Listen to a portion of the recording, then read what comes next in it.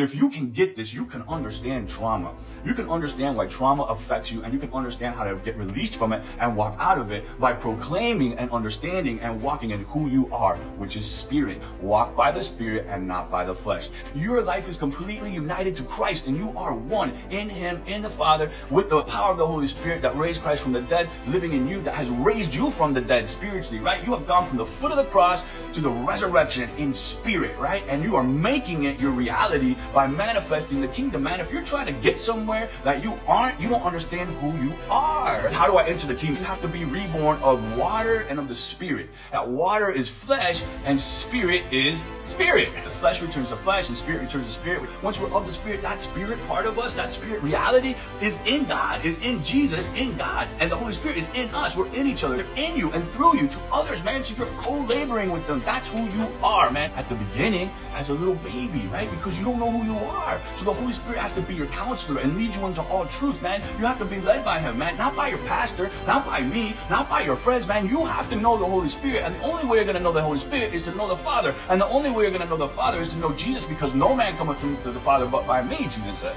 Jesus represents the rebirth, right? We are as he is in this world, right? Come on. Born of the Spirit, in the flesh, that's us, that's us, that's us. Who represents the law? Nicodemus. He's saying, how do I become you? How do I become you, Jesus? And he tells him, you got to be reborn. And so then Nicodemus says, well, how can I enter my mother's womb again? That doesn't make any sense. That's what the law says. It can't be. This doesn't make any sense. You can't be reborn of the Spirit in the flesh. I do not compute. I do not compute. Because this old software doesn't understand. I do not understand. How can this be true? Jesus says to him, listen, guys, this is so important. If you do not understand these earthly things, how can I speak to you of heavenly things? What? Being reborn is an earthly thing? Yep.